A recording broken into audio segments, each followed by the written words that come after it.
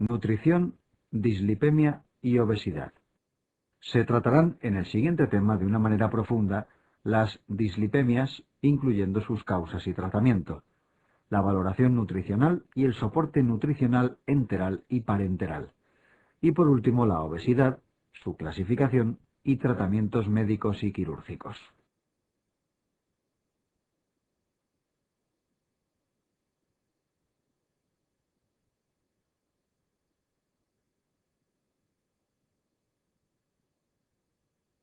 Dislipemia familiar. En relación con la herencia de las distintas dislipemias familiares, la hipertrigliceridemia familiar, la hiperlipemia familiar combinada y la hipercolesterolemia poligénica tienen una herencia poligénica. La dislipemia familiar más frecuente es la hiperlipemia familiar combinada.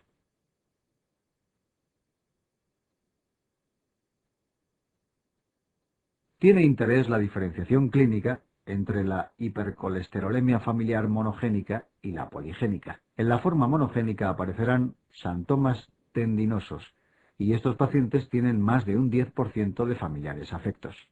En relación a los valores de colesterol, en el caso de la hipercolesterolemia familiar poligénica, los valores varían entre 200 y 300 miligramos por dl. En la forma familiar monogénica heterocigota, entre 300 y 600 miligramos por dl. Y aquellos pacientes homocigotos para la forma familiar monogénica presentan valores superiores a 600 miligramos por dl.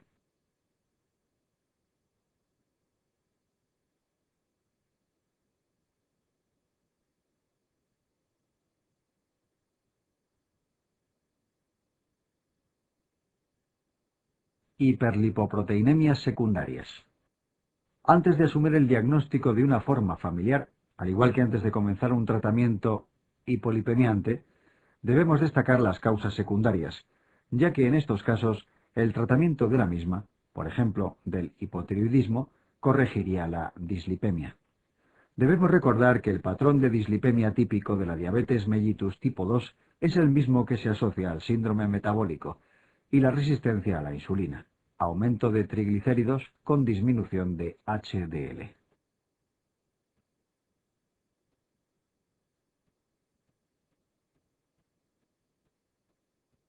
En la diabetes mellitus tipo 1 podemos encontrar un patrón similar al de la diabetes mellitus tipo 2 en periodos de mal control glucémico.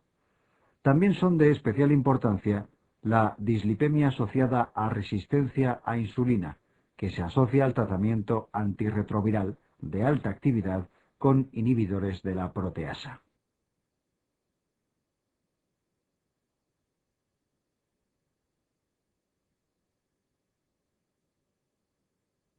Objetivos de control de la dislipemia.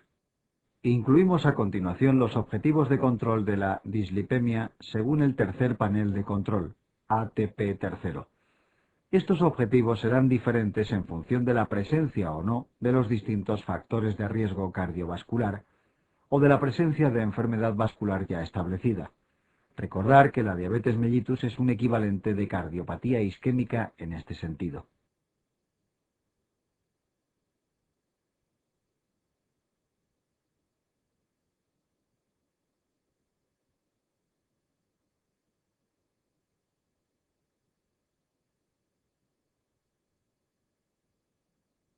Hipolipemiantes. Presentamos el cuadro resumen de los principios activos, efectos sobre colesterol y triglicéridos, acción y efectos adversos de los hipolipemiantes comercializados.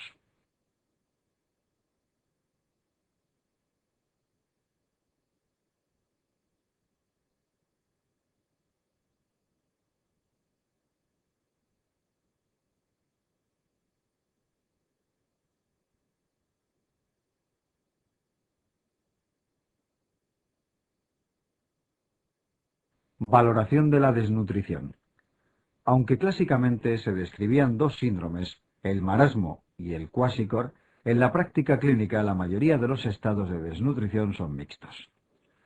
El primer índice de utilidad para la valoración nutricional es el peso y sus distintas combinaciones. Tiene gran importancia también el conocimiento de las características de las proteínas que evalúan el compartimento visceral, albúmina, transferrina, prealbúmina y proteína ligadora de retinol, junto con su vida media.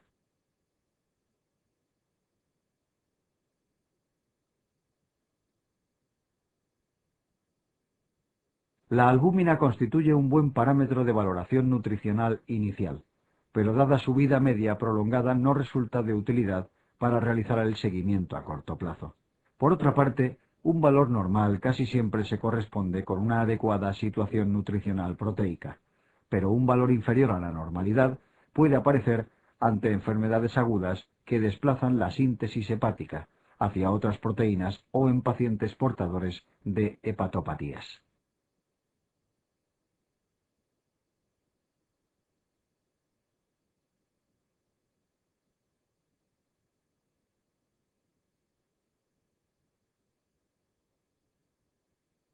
Soporte nutricional. Cuando se quiere realizar una nutrición correcta, es importante, en primer lugar, realizar una valoración del estado nutricional y a continuación realizar una evaluación de los requerimientos. Para ello es preciso conocer el metabolismo basal y el gasto energético añadido del paciente. Como norma general, siempre que sea posible, se utilizará el tubo digestivo, porque es más fisiológico, más fácil de usar, seguro y barato. Por eso es importante la evaluación de su capacidad de motilidad, longitud y capacidad de absorción adecuadas.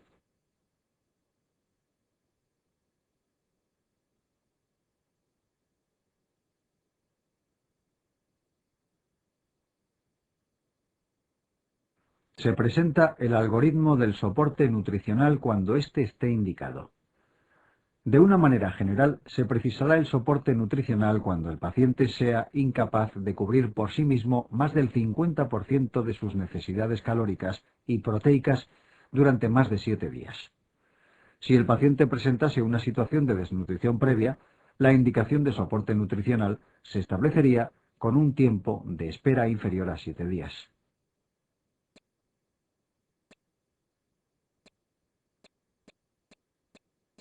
Una vez que existe indicación nutricional, el siguiente punto a valorar sería la posibilidad de utilizar el tracto digestivo en relación a su motilidad, longitud y capacidad de absorción.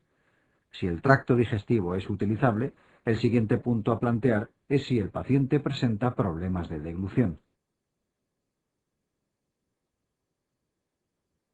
Con estos pasos, lo que pretendemos es utilizar el sistema más fisiológico posible siempre, recurriendo a la nutrición parenteral únicamente cuando no es posible mantener una nutrición adecuada a través del tracto digestivo, o bien cuando la nutrición enteral esté contraindicada.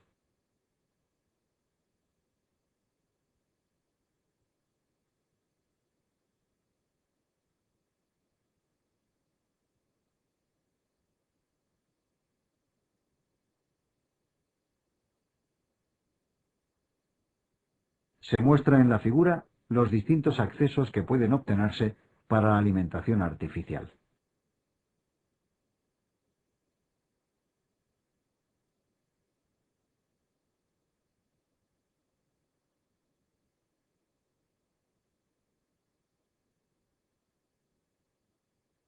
Nutrición enteral.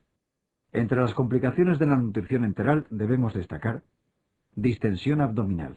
En este caso siempre hay que destacar la presencia de híleo paralítico, vómitos o regurgitación. Obliga a suspender la nutrición, valorar el tránsito intestinal, descartar distensión gástrica y comprobar la correcta colocación de la sonda. Broncoaspiración de la dieta. Obliga a la suspensión de la dieta. Diarrea. Si es desde el día 1 a 4 del inicio de la nutrición, suele corregirse disminuyendo el ritmo de infusión o añadiendo fibra. Si se produce a partir del día 4 de nutrición, es importante descartar otras causas, mediante la realización de coprocultivos.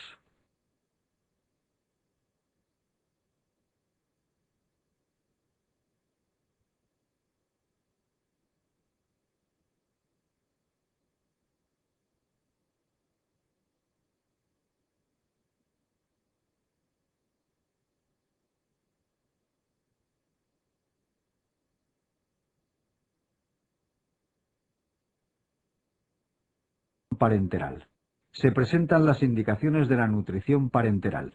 En definitiva, utilizaremos una nutrición parenteral siempre que exista indicación de soporte nutricional, y la nutrición enteral o bien está contraindicada, o bien es insuficiente para cubrir las necesidades del paciente. Las complicaciones de la nutrición parenteral son mecánicas, derivadas de la colocación del catéter, neumotórax, etc. Metabólicas: 1. Alteraciones de la glucemia.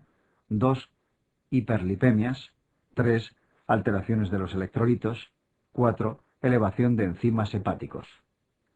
Infecciosas, habitualmente por contaminación del catéter, aunque también puede estar contaminada la bolsa de nutrición parenteral.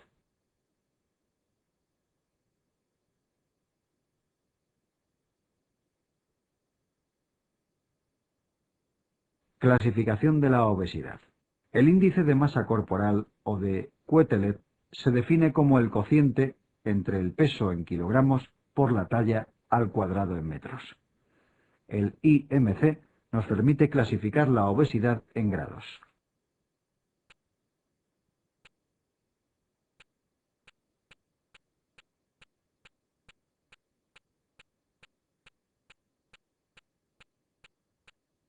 Tratamiento de la obesidad. La dieta es, al igual que en la diabetes, un pilar básico del tratamiento de la obesidad, ya que ninguno de los tratamientos farmacológicos resulta útil si no se acompaña de la dieta. Inicialmente se suelen prescribir dietas de 800-1500 kilocalorías con el objetivo de perder 1 kilogramo por semana. En aquellos pacientes que se someten a cirugía bariátrica, el seguimiento adecuado de la dieta también es un pilar fundamental para evitar la aparición de complicaciones. Presentamos las principales características de los tratamientos farmacológicos.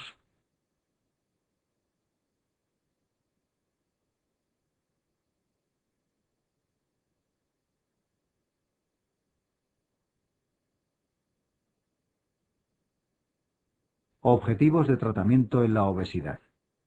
Se presentan los objetivos del tratamiento de la obesidad en función de su grado y los tratamientos recomendados en cada caso.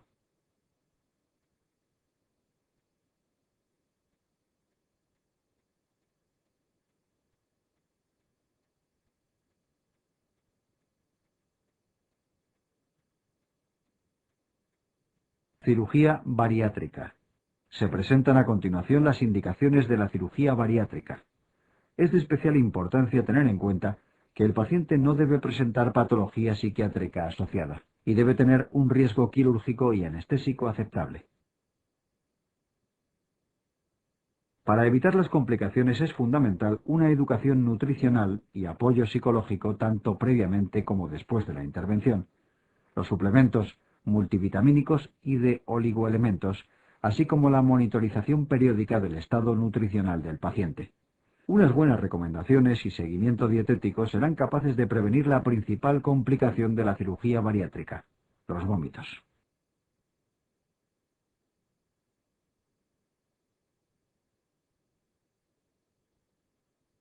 Metabolismo del calcio. El siguiente tema corresponde al metabolismo del calcio.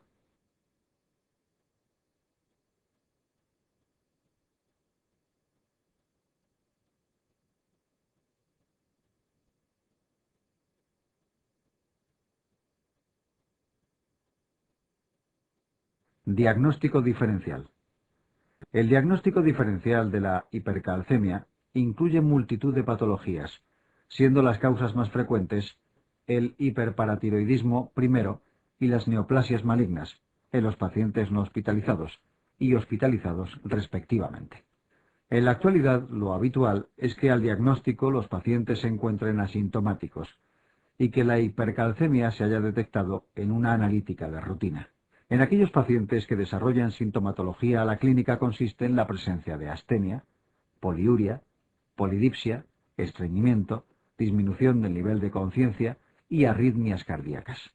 En los casos de hipercalcemia crónica relacionados con hiperparatiroidismo primario, puede aparecer una afectación ósea característica que se conoce como osteitis fibrosa quística, así como afectación renal por depósitos de calcio en el intersticio renal, nefrocalcinosis, o bien la aparición de nefrolitiasis por cálculos de oxalato y fosfato cálcico.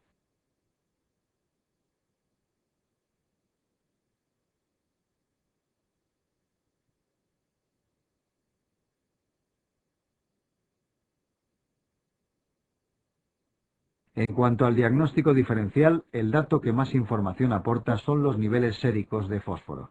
Aquellos pacientes con niveles de fósforo bajos o en el límite bajo de la normalidad, en la inmensa mayoría de las ocasiones van a padecer un hiperparatiroidismo primero. Por lo tanto, para confirmar este, debemos determinar los niveles de PTH inmunorreactiva. Si estos se encuentran elevados antes de diagnosticar al paciente de un hiperparatiroidismo primero, debemos descartar que el paciente no esté tomando sales de litio, que producen una hipercalcemia, con fósforo bajo y PTH elevada, por bloqueo del sensor de calcio de la glándula paratiroidea, o que el paciente no padezca una hipercalcemia hipocalciúrica familiar, enfermedad de herencia autosómico dominante en la que existe una mutación en el sensor de calcio de la paratiroides y túbulo renal, que cursa con hipercalcemia desde la infancia y rara vez es sintomática.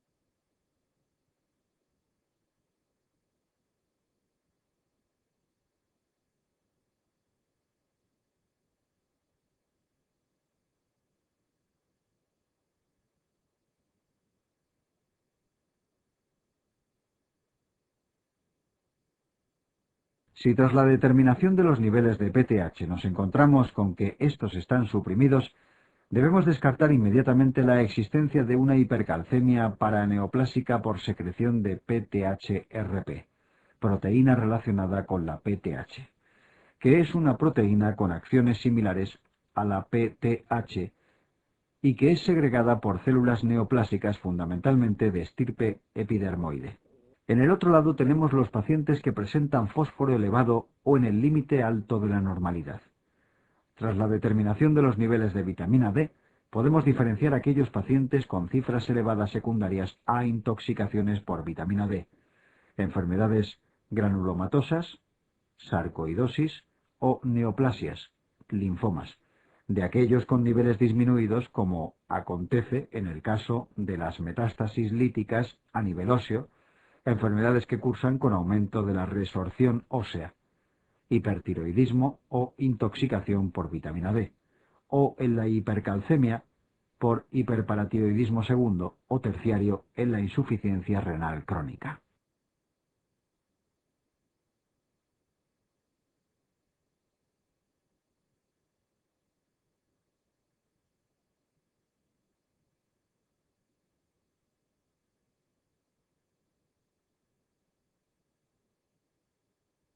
La hipercalcemia aguda es una situación de gravedad que puede comprometer la vida del paciente. Por lo tanto, va a requerir la instauración precoz de medidas terapéuticas con el objeto de disminuir las cifras de calcio plasmático. La medida más precoz y eficaz es la rehidratación del paciente, que corrige la situación de repleción de volumen que presentan estos sujetos e incrementa la eliminación urinaria de calcio. Una vez conseguida la repleción de volumen, la adicción de diuréticos de asa, furosemida, incrementa aún más la eliminación urinaria de calcio.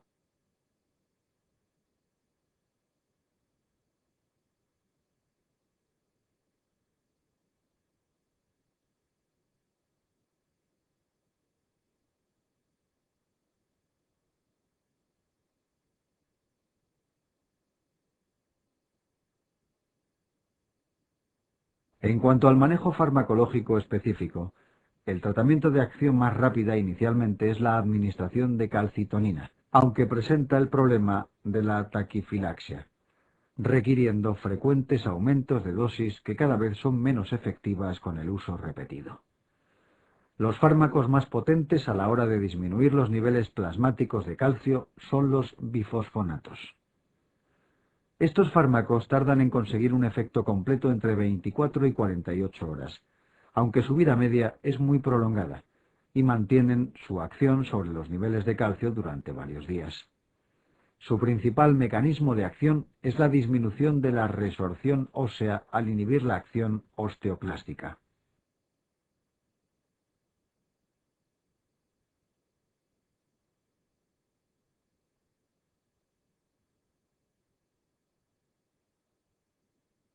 Debemos vigilar los niveles de fósforo, que pueden aumentar, y los de calcio, que pueden disminuir, incluso al rango de hipocalcemia. Finalmente, en el manejo clínico de las hipercalcemias también se emplean los glucocorticoides, por su acción antiinflamatoria sobre lesiones neoplásicas y la inhibición de la acción de la vitamina D. Por lo tanto, debemos tener muy en cuenta que el empleo de glucocorticoides solo está indicado en aquellos pacientes con hipercalcemia de origen tumoral o secundaria a la elevación de las cifras de vitamina D.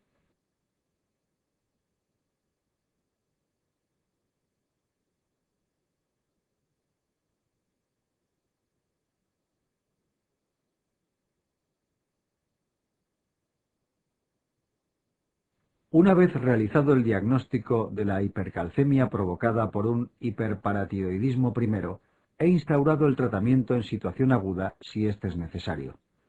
La decisión más importante a tomar en el hiperparatiroidismo primero es si el paciente presenta indicación quirúrgica o no. Los criterios de indicación quirúrgica se reflejan en esta diapositiva, y son la edad, se interviene a todos aquellos pacientes menores de 50 años, la elevación de los niveles de calcio plasmático, 1 miligramo por dl, por encima del límite superior de la normalidad, que normalmente se sitúa en 10,5 miligramos por dl, la eliminación urinaria de más de 400 miligramos de calcio al día.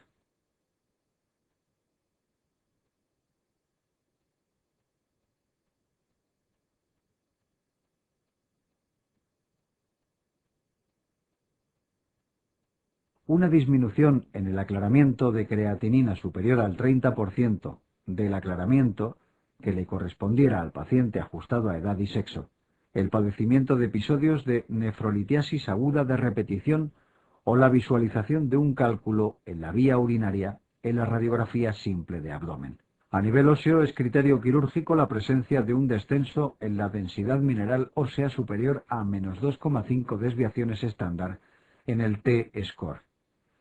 Junto a estos criterios también se consideran de indicación quirúrgica aquellos pacientes que hayan presentado un episodio de hipercalcemia aguda que haya comprometido su vida, o bien que no se pueda asegurar por motivos psíquicos, sociales o económicos un correcto seguimiento en consultas.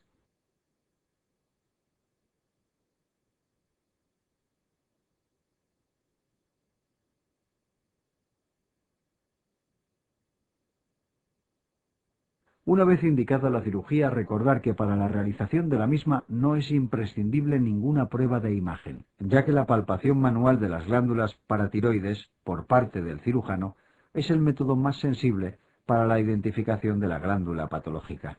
En caso de programar una cirugía mínimamente invasiva, sí sería necesario localizar las glándulas afectas antes del acto quirúrgico, lo que se puede conseguir mediante la realización con una gammagrafía con tecnecio sestamibi, que en caso de resultado dudoso se puede acompañar de una ecografía selectiva de la región paratiroidea.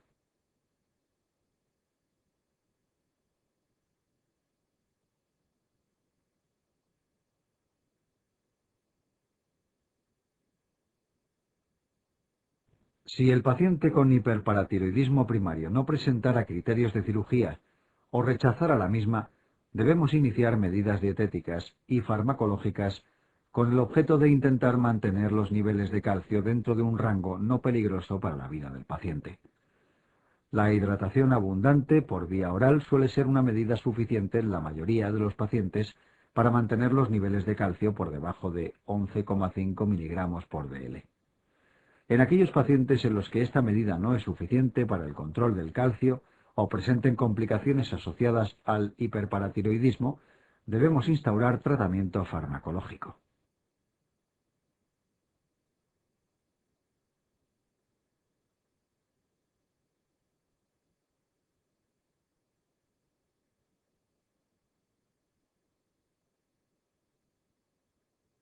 Las mujeres posmenopáusicas que presenten cierto grado de dismineralización ósea pueden verse beneficiadas del empleo de terapia hormonal sustitutiva con estrógenos durante los primeros 5 años de menopausia.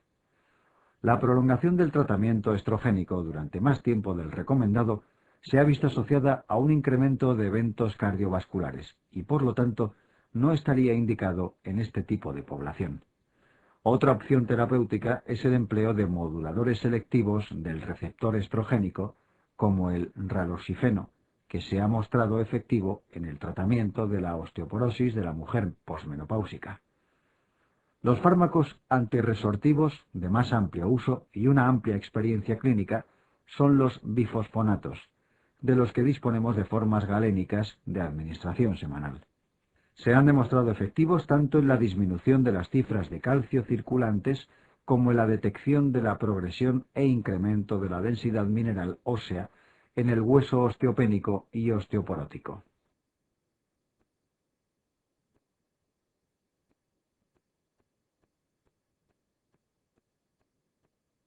Recientemente se ha introducido como tratamiento antiosteoporótico la administración de sales de estroncio.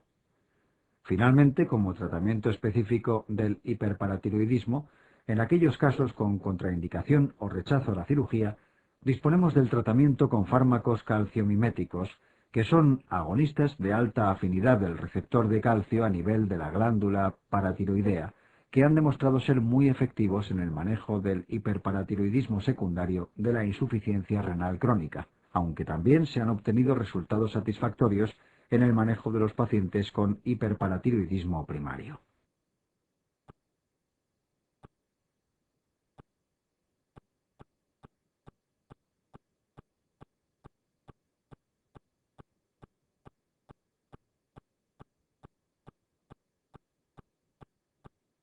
La hipocalcemia se va a manifestar clínicamente como un cuadro de hiperexcitabilidad neuromuscular, en el que van a aparecer espasmos carpopedales y musculares, y en los casos más extremos, espasmos laríngeos y convulsiones. En casos severos puede cursar con parada cardiorrespiratoria. A nivel cardíaco se asocia con inversión de la onda T y prolongación del intervalo QT.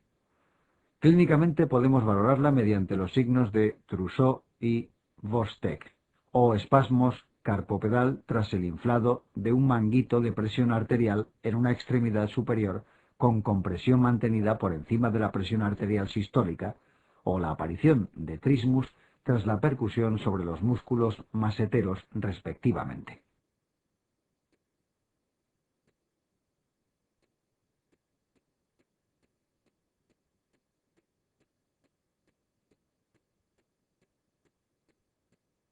En cuanto a su diagnóstico diferencial, debemos valorar, al igual que en el caso de la hipercalcemia, los niveles de fósforo. Los pacientes con niveles de calcio y fósforo disminuidos suelen tener en la mayoría de las ocasiones como causa subyacente el déficit de vitamina D, que se puede observar en pacientes ancianos hospitalizados, pacientes alcohólicos o con cuadros de malabsorción crónica. Si los niveles de fósforo se encuentran aumentados, debemos determinar las cifras de paratormona inmunorreactiva. Si estos se encuentran disminuidos, la causa de la hipocalcemia es un hipoparatiroidismo primario, en la mayoría de las ocasiones de origen posquirúrgico, y en menor medida autoinmune o de etiología idiopática.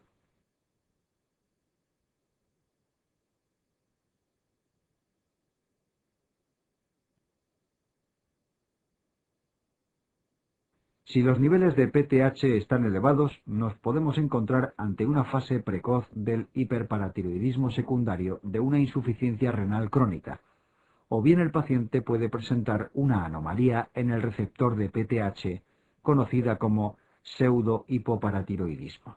Mención aparte merece las alteraciones asociadas a la hipomagnesemia. La presencia de niveles sanguíneos disminuidos de magnesio se relacionan con hipocalcemia por alteración de la secreción de PTH o bien disminución de la respuesta periférica a esta. Si la hipomagnesemia es leve o moderada bioquímicamente, nos encontraremos con cifras de calcio descendidas y aumento de PTH.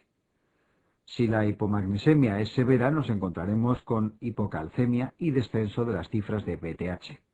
Por lo tanto, ante cualquier hipocalcemia que no se corrige con tratamiento habitual, debemos pensar en la presencia de una hipomagnesemia coexistente y corregir previamente esta.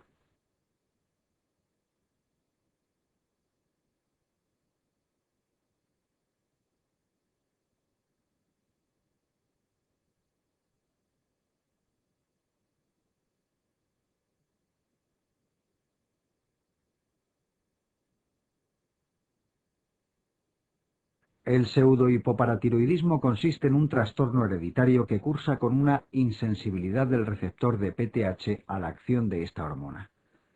El receptor de PTH es un receptor de membrana unido a una proteína G y que utiliza como mensajero intermediario el AMP cíclico sintetizado por una adenilato ciclasa. Existen tres tipos de pseudohipoparatiroidismo: los tipos 1A y 1B y el tipo 2, por alteraciones a distintos niveles del receptor.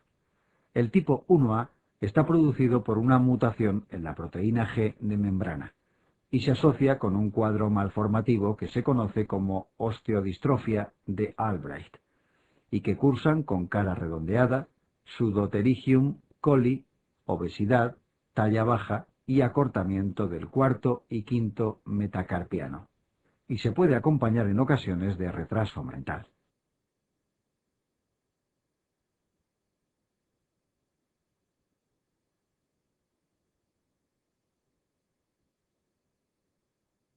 Como la proteína G interviene en otros receptores hormonales, los pacientes presentan resistencia a la acción de otras hormonas como la TSH, GnRH y hormona antidiurética. La mutación se localiza en el cromosoma 20. El pseudohipoparatiroidismo tipo 1B presenta una alteración en el receptor entre la proteína G y la producción de AMP cíclico. El pseudohipoparatiroidismo tipo 1B presenta una alteración del receptor posterior a la producción de AMP cíclico. Para diferenciar entre los tipos 1 y 2, se ha utilizado la administración de PTH intravenosa, tras la que se obtiene un incremento de las cifras de AMP cíclico en orina en el tipo 2, mientras que esta excreción no se incrementa en los tipos 1. En ninguno de los tres casos se incrementará la excreción urinaria de fósforo en respuesta a la PTH, lo que confirma la insensibilidad del receptor a la acción de la hormona. La presencia de osteodistrofia de Albright, sin alteración en el receptor de PTH ni ninguna otra insensibilidad a la acción hormonal, se conoce como pseudo-hipoparatiroidismo.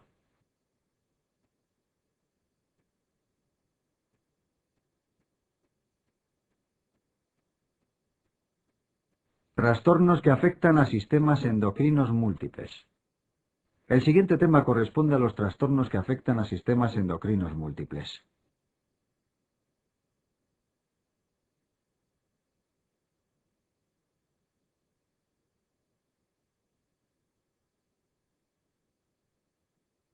Los síndromes poliglandulares autoinmunes son enfermedades hereditarias en las que se asocian diversas manifestaciones endocrinológicas de origen autoinmune. Existen dos tipos.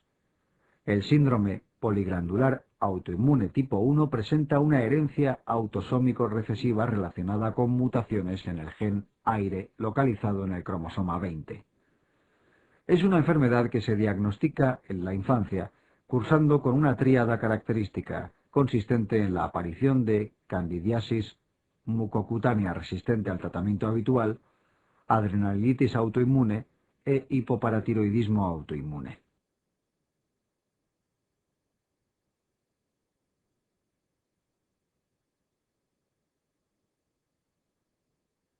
Asocia con frecuencia hipogonadismo autoinmune, y los pacientes pueden presentar otras afecciones autoinmunes como la diabetes mellitus tipo 1. El síndrome poliglandular autoinmune tipo 2 se manifiesta en la adulta y es de herencia poligénica. Se caracteriza por la asociación de adrenalitis autoinmune junto con diabetes mellitus tipo 1 o enfermedad autoinmune del tiroides. Puede asociar igualmente otras enfermedades autoinmunes. Hasta el 25% de los pacientes con miastenia gravis presentan un síndrome poliglandular autoinmune tipo 2.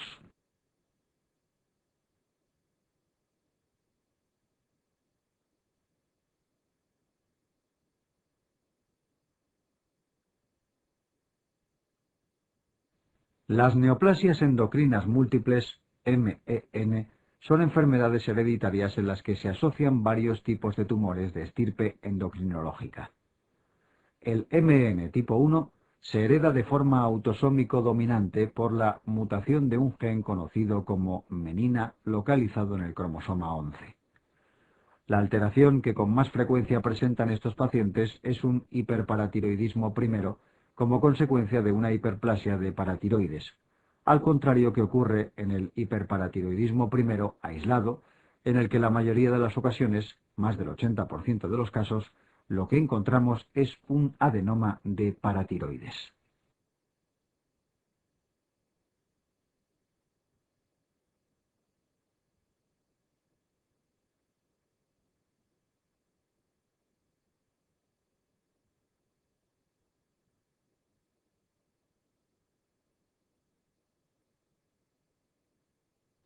La segunda manifestación por orden de frecuencia son los tumores gastroenteropancreáticos, de los cuales el más frecuente es el gastrinoma en un 40% de los casos, seguido del insulinoma. Finalmente, estos pacientes asocian tumores hipofisarios, siendo el más frecuente el prolactinoma seguido del productor de GH. En un 25% de los pacientes podemos encontrar adenomas no funcionantes localizados en la suprarrenal. El MEN tipo 2 es consecuencia de una mutación en el protooncogen RET localizado en el cromosoma 10.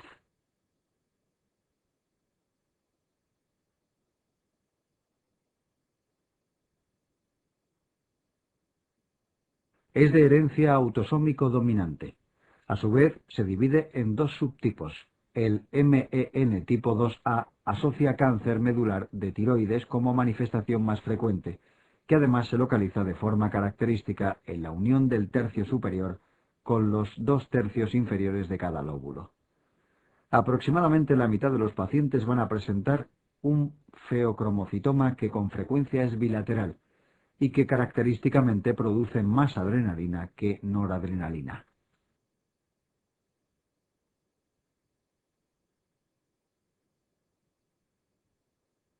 La manifestación menos frecuente es el hiperparatiroidismo por hiperplasia de paratiroides. Otras asociaciones que se encuentran en estos pacientes son la presencia de lesiones liquenoides cutáneas y la enfermedad de Hirschsprung. Los pacientes que presentan un MEN tipo 2B presentan una variedad de carcinoma medular de tiroides más agresivo que puede debutar con metástasis antes del año de edad.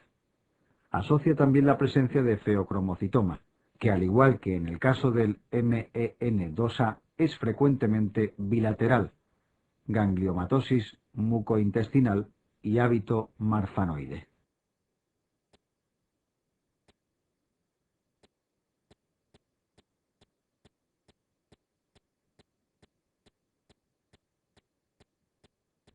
La segunda manifestación por orden de frecuencia son los tumores gastroenteropancreáticos, de los cuales el más frecuente es el gastrinoma en un 40% de los casos, seguido del insulinoma. Finalmente, estos pacientes asocian tumores hipofisarios, siendo el más frecuente el prolactinoma seguido del productor de GH. En un 25% de los pacientes podemos encontrar adenomas no funcionantes localizados en la suprarrenal. El MEN tipo 2 es consecuencia de una mutación en el protooncogen RET localizado en el cromosoma 10.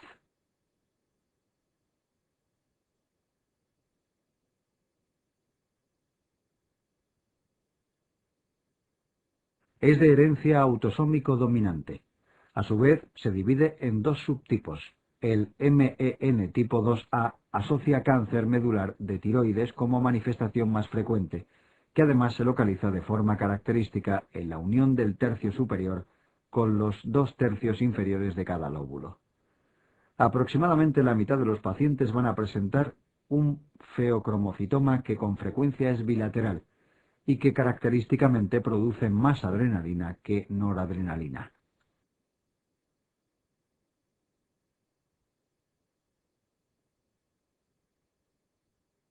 La manifestación menos frecuente es el hiperparatiroidismo por hiperplasia de paratiroides. Otras asociaciones que se encuentran en estos pacientes son la presencia de lesiones liquenoides cutáneas y la enfermedad de Hirschsprung. Los pacientes que presentan un MEN tipo 2B presentan una variedad de carcinoma medular de tiroides más agresivo que puede debutar con metástasis antes del año de edad. Asocia también la presencia de feocromocitoma, que al igual que en el caso del MEN2A es frecuentemente bilateral, gangliomatosis mucointestinal y hábito marfanoide.